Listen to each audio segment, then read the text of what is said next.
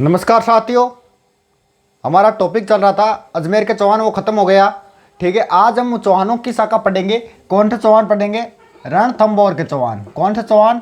रणथंभौर के चौहान, जो क्या है, चौहानों का ही ब्लड है।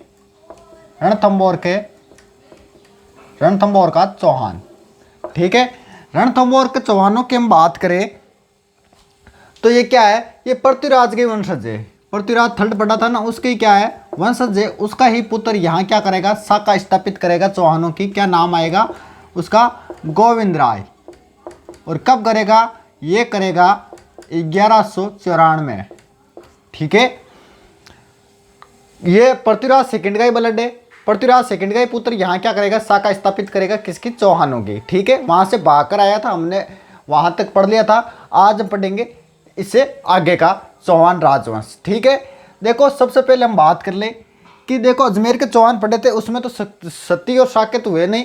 और यहाँ पे क्या हो गए, यहाँ पे शाका होना शुरू हो जाएगा। शाका का मतलब, शाका एक फिल्म भी है, देखी है क्या बीमार कहने आज फिर मंडप जला के आया है। ठीक है, तो वो शाका अलग है, ये शाका अलग। शाका में क्या होता है, दो बातें होती है। क्या? एक तो केसरिया होता है और एक जौहर होता है। देखो इतिहास के विद्यार्थियों के लिए ये तो नॉर्मल बातें हैं, लेकिन कई बार क्या होता है, मास्टर भी सीधे सीधे बोल दे कि उस दुर्ग में शाका हुआ या सती हुए या जौहर हुआ या केसरिया हुआ।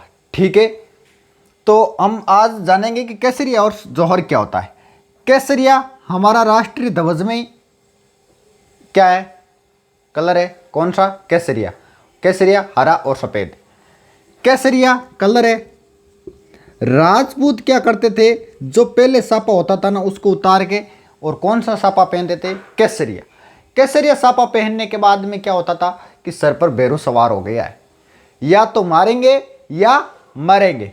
जौहर, जौहर का मतलब क्या होता है, देखो रणथंभौर के पहले शाखे की हम बात करें तो यहाँ जल जौहर हुआ था।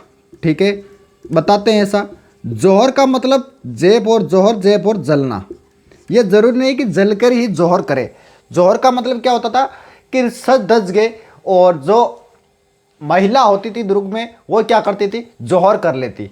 जौहर करने के बाद में क्या होती थी, वो खुद तो जौहर कर लेती थी और साथ में धन दौलत जो भी थी वो भी साथ में डाल देती थी अग्नि में, ताकि बाद में पुरुषों के कोई टेंशन ना बचे कि पीछे कोई नुकसान होगा।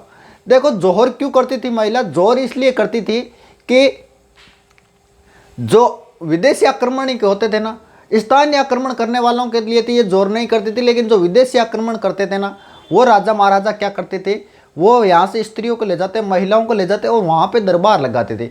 दरबार लगाते थे, मेला लगाते थे, और उसमें क्या करते थे, नंगा दरबार बोलते थे उसको। ठीक है, उसमें बेचा करते थे, रखेल रखा करते थे। इसलिए इन्होंने कहा कि इससे अच्छा तो मर जाना ही अच्छा है।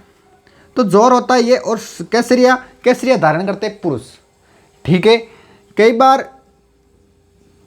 पुरुष अकेला ही केसरिया धारण करता है और महिलाओं को समय नहीं मिलता है। जैसे हम बात करें जैसलमेर की शाखे की, तो वहाँ क्या हुआ था, अर्ध शाखा हुआ था, 2.5 शाखे हुए हैं। ठीक है, उसके बाद एक आता शब्द सती। देखो सती और जौहर में क्या फर्क है? सती तो ये क्या है, कुप्रथा है। क्या है? कुप्रथा है। ठीक है, दोनों में महिला क्या करती है, सजती है, समझती है, बढ़िया तैयार होती है। किसमें? सती में और जौहर में, दोनों में तैयार होती है। लेकिन सती में तो क्या होता है, दूसरे लोग उसको जलाते हैं। ठीक है, सती करते हैं। और जौहर में क्या होता है, अपने आप करते हैं। यानी जौहर कब होता है, जीवित पति का होता है। और जौहर कैसे क्यों करती थी? क्योंकि सभी महिलाएं ये चाहती है कि मैं सदा सुहागन मरूं, इसलिए वो क्या करती थी, पति के जीवित रहते ही मर जाती थी। और सती क्या होती है, पति के मरने के बाद में क्या होती थी, सती होती थी पति के पीछे। तो ठीक है, ये हो गई कुछ नॉर्मल बातें। अब हम बात करें किसकी, सबसे पहले रणथंभौर दुर्ग की। रणथंभौर दुर्ग की बात कर ले। रणथंभौर दुर्ग जो है ये चारों ओर पहाड़ियों से घिरा हुआ है। किससे घिरा हुआ है? पहाड़ियों से घिरा हुआ है। इसके निर्माण की हम बात करें, देखो प्रमाणित तो नहीं है, लेकिन इसका निर्माण 1887 ईस्वी में चौहानों ने करवाया था। इसका निर्माण कब करवाया था? 887 में, सॉरी 887 में करवाया था। किसने? चौहानों ने इसका निर्माण करवाया था। यहाँ पे पीछे पीछे मंदिर में एक मंदिर है, किसका? त्रिनेत्र गणेश जी का मंदिर है इसमें। किसमें? रणथंभौर दुर्ग में। ठीक है। दुर्ग पर क्या होता था? दुर्ग से पहले एक दुर्ग की सुरक्षा के लिए एक दुर्ग और बना देते थे। तो राजस्थान में हम बात करें तो 2 दुर्गों की कुंजी है। कौन कौन सी? छोटा वाला दुर्ग होता है ना, उसे कुंजी बोला करते थे। एक तो जालोर दुर्ग की कुंजी, सिवाना दुर्ग, एक रणथंभौर की कुंजी, जाहिन दुर्ग या चाहिन दुर्ग, कुछ भी बोल सकते हो। जाहिन दुर्ग, यह तो रणथंभौर हो गया, और ये इसकी क्या हो गई? कुंजी। देखो कई बार टाबरन खिलावे ना, जन यह सोच लेना कि ना कहीं भेद है, भेद गया है। अगर आपको आंटी तक पहुंचना है ना तो उसको टाबर को खिलाना पड़ेगा, यानी इस दुर्ग को पहुंचना है आपको, तो इस दुर्ग को जीतना जरूरी है। ठीक है। अब हम बात करें, इस दुर्ग में एक दरवाजा है यहाँ पर। देखो बाकी दरवाजों का नाम तो देखो, जैसे राम पोल है, हनुमान पोल है, वैसे कॉमन नाम मिल जाएंगे, लेकिन नौलखा दरवाजा है वो अलग है। इसी दुर्ग में है सिर्फ, और कोई सी दुर्ग में नहीं है। नौलखा दरवाजा किसमें है? रणथंभौर दुर्ग में है। अबुल फजल ने इसके बारे में कहा है कि बाकी दुर्ग तो क्या है? नंगे, लेकिन ये दुर्ग क्या है? जींस पैंट पहने हुआ है। क्या है? पेटीकोट पहने हुआ है। वेगनर की जींस पहनी हुई है कौन? रणथंभौर को दुर्ग। यानी क्या कहा है अबुल फजल ने कि बाकी दुर्ग तो नंगे है, ये दुर्ग वक्त बंद है। क्यों? क्योंकि चारों ओर से पहाड़ियों से घिरा हुआ है ये दुर्ग। ठीक है। इस दुर्ग की हम और बात करें तो यहाँ एक चौकी है, और चौकी पर क्या है? 32 खंबे हैं। ये राणा हमीर ने बनाई थी, और यहाँ पर बैठ के राणा हमीर के जो पिताजी है कौन? जेत्र सिंह या जेत सिंह। ठीक है, जेत्र सिंह या जैत सिंह, ये 32 खंभों की छतरी है। यहाँ पर बैठ के क्या करते थे? न्याय करते थे, इसलिए क्या बोलते थे इसको? न्याय की छतरी बोला जाता था। क्या? न्याय की छतरी। किसको? 32 खंभों की छतरी को। ठीक है। हमीर देव चौहान के पिताजी क्या किया? 32 साल तक शासन किया, इसलिए उन्होंने 32 खंभों की छतरी बनवाई थी, और इसे क्या बोलते हैं? न्याय की छतरी बोलते हैं। ठीक है। 32 खंभे जब पिलर के ऊपर हुए ना, वो टाइप बनी उड़ी है। तो ये हो गई कुछ नॉर्मल बातें। अब देखो ये दुर्ग दूर से दिखाई नहीं देता है, चारों ओर से गिरा हुआ है पहाड़ियों पर। देखो बाकी दुर्ग तो नंगा है। कौन की? अबुल फजल, यानी मेहरानगढ़ कुंभलगढ़ की बाकी दुर्गों की आप बात करा के नंगा है, लेकिन ये दुर्ग क्या है? वेगनर की जींस पीरियड है। ठीक है। और क्या बोलते हैं इस दुर्ग को? इस दुर्ग को बोलते हैं दुर्गों का राजा। चित्तौड़गढ़ मत कर देना, वहां पे दुर्गों का राजा कौन है? रणथंभौर दुर्ग है। ठीक है। और महाराजा धीराज भी बोला जाता है इसको। किस दुर्ग को? रणथंभौर दुर्ग को। यहां तक आई के समस्या को नहीं ना? ठीक है, आगे चलो। आगे देखो शासक आएगा कौन? चौहानों का बात करेंगे। कौन? पृथ्वीराज का बेटा गोविंदराज। कौन आएगा? गोविंदराज। गोविंदराज आएगा। इसे क्या बोला जाता है? इसे रणथंभौर के चौहानों का क्या बोला जाता है? ये कब आएगा? 1194 में। इससे बोला जाता है रणथंभौर के चौहानों का आदि पुरुष बोला जाता है। क्या बोला जाता है? आदि पुरुष बोला जाता है। इसने रणथंभौर में क्या की थी? शाखा स्थापित की थी। किसकी? चौहानों की। किसकी स्थापित की थी? चौहानों की शाखा स्थापित की। किसने? गोविंदराज ने। उसके बाद एक व्यक्ति आएगा, एक शासक आएगा। कौन? वालन देव। ज्यादा इनकी डिटेल नहीं है, हमको तो मेन और इंपोर्टेंट इसमें रणथंभौर में कौन सा पढ़ना है? हमीर देव चौहान। एक राणा हमीर हुए वो नहीं है, राणा हमीर अलग है और हमीर देव चौहान अलग है। हमें कौन सा पढ़ना है? हमीर देव चौहान पढ़ना है। इंपॉर्टेंट है कौन से में? रणथंभौर में। ठीक है। तो उससे पहले 4-5 शासक हुए, उनके नाम जान लेते हैं। वालन देव या वल्लन देव नाम आता है इसका। वल्लन देव के समय दिल्ली का एक सुल्तान था इल्तुतमिश, उसने इस पर क्या किया था? आक्रमण किया था। किसने? इल्तुतमिश ने। नाम सुना होगा, इंडियन हिस्टोरी में हम इसकी डिटेल से पढ़ेंगे कि इल्तुतमिश कौन था। इल्तुतमिश ने इस पर क्या किया था? आक्रमण किया था इल्तुतमिश ने। लेकिन ये क्या किया? ये डरकर कहाँ भाग गया? जंगलों में भाग गया। जंगलों में भाग गया।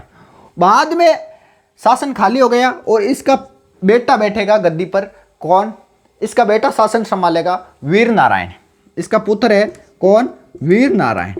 वो क्या इस रणथंभौर की बागडोर संभालेगा, शासनकाल संभालेगा कौन? वीर नारायण। वीर नारायण जो है वो अपने पिता से बहुत नाराज थे। नाराज क्यों थे? क्योंकि ये डरकर कहाँ भागे थे? जंगलों में भाग गए थे। इसलिए ये क्या थे? ये नाराज थे। नाराज तो थे, लेकिन ये इल्तुतमिश का सामना करेंगे कौन? वीर नारायण। वीर नारायण सामना करेंगे और एक दो बार शायद लड़े भी थे ये, लेकिन बाद में इल्तुतमिश ने इसको कहाँ बुलाया? दिल्ली बुलाया। इसको भी कहाँ बुलाया? दिल्ली बुलाया और मार दिया गया। इसको मरवा दिया धोखे से। किसको? वीर नारायण को दिल्ली बुलवाया और धोखे से इसको क्या किया? मरवा दिया गया। बाद में शासक आएगा एक वाघभट। कौन? वाघभट। वाघभट आएगा। वाघभट के समय क्या होगा? इल्तुतमिश की तो क्या हो जाएगी? मृत्यु हो जाएगी। कब? 1236 ईस्वी में। और इल्तुतमिश की जगह इसकी पुत्री कौन? रजिया। रजिया शासन करेगी। रजिया गुंडों में फंस गई, वही रजिया, ठीक है। रजिया शासन करेगी, इसकी पुत्री, ठीक है। लेकिन वाघभट पर रजिया ने क्या किया? आक्रमण किया अपने पिता की तरह, और वाघभट ने रजिया के आक्रमण को क्या कर दिया? असफल कर दिया। उसको सफल नहीं होने दिया और उसका सामना पहले ही, उसका आक्रमण करने से पहले ही पता लगा के और असफल कर दिया। उसके बाद आएंगे जेत्र सिंह, जिसकी 32 कमों की छतरी है, न्याय की छतरी बोला करते हैं उसको, जेत्र सिंह या जेत सिंह, ठीक है। जेत सिंह ने क्या किया था? इनकी ज़्यादा बातें नहीं है, ये जीवित थे और जीवित होते होते ही अपने एक योग्य पुत्र, बढ़िया शानदार पुत्र देखे, बढ़िया बेटो देखे, कौन है? हमीर देव चौहान। हमीर देव चौहान को क्या कर दिया? अपना राजपाट सौंप दिया। और राजपाट कब सौंपा था हमीर देव को? तो इसका शासनकाल आता है 1282 में। इसको क्या सौंप दिया? शासनकाल सौंप दिया किसने? जेत्र सिंह ने सौंप दिया। किसको? हमीर देव चौहान को। और कब से कब तक रहा इसका शासनकाल? 1301 ईस्वी तक इसका शासनकाल रहा है, ठीक है। दोस्तों देखो, मैं रिपीट कर देता हूँ। रणथंभौर का चौहान पढ़ेंगे हम। ये पृथ्वीराज चौहान के ही वंशज है, तो पृथ्वीराज थर्ड है, जो अंतिम पृथ्वीराज चौहान हुए थे, जिसके पास नैठिरंब का नाम का घोड़ा था, जिसके पिता का नाम सोमेश्वर चौहान था और माता का नाम कर्पूरी देवी था, ठीक है। अब देखो, जिसने 1177 में क्या संभाला था? शासनकाल संभाला था। 1170 से 1192 और 1166 में इसकी क्या हुई थी? जन्म हुआ था किनका? पृथ्वीराज थर्ड का, ठीक है। उन्हीं के वंशज यहाँ आएंगे। कौन? गोविंद राय, उन्हीं का बेटा है। और 1194 में क्या करेंगे? रणथंभौर में अपनी शाखा स्थापित करेंगे। कौन? गोविंद राय। रणथंभौर का शाखा स्थापित करने के लिए इनको क्या बोला जाता है? रणथंभौर का आदि पुरुष बोला जाता है गोविंद राय को, ठीक है। बाद में आएंगे वालन देव। वालन देव पर इल्तुतमिश आक्रमण करेगा और ये डरकर कहां भाग जाएगा? जंगलों में भाग जाएगा। उसके बाद शासन कौन संभालेगा? वीर नारायण संभालेगा। और वीर नारायण अपने पिताजी से बहुत नाराज थे। क्यों थे? क्योंकि ये डरकर जंगलों में भाग गए थे। और इल्तुतमिश का सामना कौन करेंगे? वालन देव करेंगे। और वालन देव इल्तुतमिश का सामना करेंगे, तो वालन देव को धोखे से दिल्ली बुलाया किसने? इल्तुतमिश ने, और उसको क्या कर दिया? मरवा दिया। उसके बाद बना था वाघभट। वाघभट के समय क्या हुआ था? 1236 में इल्तुतमिश की क्या हो गई थी? मृत्यु हो गई थी। और रजिया सुल्तान क्या बनी थी? शासक बनी थी। कहाँ की? दिल्ली की।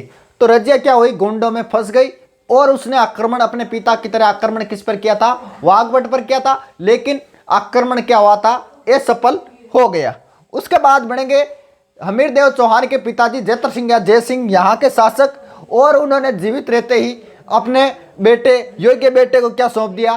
शासन सौंप दिया। किसको? हमीर देव चौहान को। और उनका शासनकाल आता है 1282 से 1301। 1282 से 1301 इनका क्या आता है? शासनकाल आता है। मैंने दो बात इनके दुर्ग के बारे में बताई थी, रणथंभौर के बारे में। अबुल फजल ने इसके बारे में कहा था कि बाकी दुर्ग तो नंगे है, लेकिन ये क्या है? बख्तबंद दुर्ग है, ठीक है।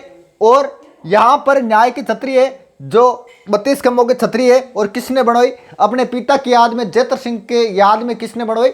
हमीर देव चौहान ने बनवाई थी। यहाँ त्रिनेत्र गणेश का मंदिर है। देखो, भगवान शिव जी के त्रिनेत्र है, लेकिन यहाँ तो उनके टाबरिए के त्रिनेत्र है, किनके? गणेश जी के। ठीक है, इसके निर्माण की बात करें तो प्रमाणित नहीं है। कहते हैं कि 8वीं शताब्दी यानी 887 ईस्वी में माना जाता है कि चौहानों ने यहाँ इस दुर्ग का निर्माण करवाया था। और जालोर दुर्ग की कुंजी मैंने बताई थी सिवाना दुर्ग, और रणथंभौर की कुंजी कौन सी है? जाहिन दुर्ग बोला जाता है। यहाँ पर एक 9 लाख का दरवाजा है, वो ध्यान रख लेना, क्योंकि ये सिर्फ रणथंभौर दुर्ग में ही है और कोई से दुर्ग में नहीं है। इसे दुर्गों का राजा बोला जाता है, महाधिराज भी बोला जाता है। दुर्गों का राजा अगर आपको पूछे तो चित्तौड़गढ़ मत कर देना, रणथंभौर है। यहाँ न्याय की छतरी भी है, बस बता दिया। उससे पहले मैंने सत्ती और साके के बारे में बताया था, केसरिया, जौहर। ठीक है, जौहर कब होता है? जीवित पति का होता है, सत्ती मरने के बाद होती है। जब पति मर जाता है उसके बाद क्या होता है? सत्ती होती है। ठीक है, केसरिया, केसरिया राजपूत धारण करते थे। केसरिया धारण करने के बाद या तो मरना है या मारना है। अब हमारा एक शासक, महान, महत्वपूर्ण और शक्तिशाली शासक, जो लगभग आधे से क्या लगभग राजस्थान पर क्या कर लिया था? कब्जा कर लिया था। कौन? हमीरदेव चौहान। उसने मेवाड़ के समर सिंह को भी हराया था, वो हम पढ़ेंगे अगली नेक्स्ट क्लास में। ठीक है, आज का इतना ही बस। अब मेन और इम्पोर्टेंट एक चौहान बचा, हमीरदेव चौहान।